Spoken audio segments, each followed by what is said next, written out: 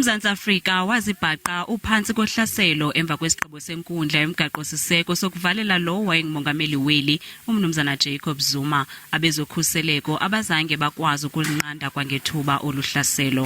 There is no intelligence that was received by me from those structures.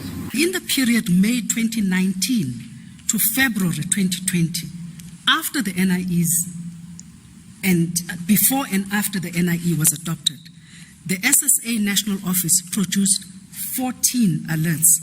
Ingcali zikholelwa lokuba ukungaqini kwezokhuseleko kweli kuphenjelelwa bubunkokheli obuhexayo.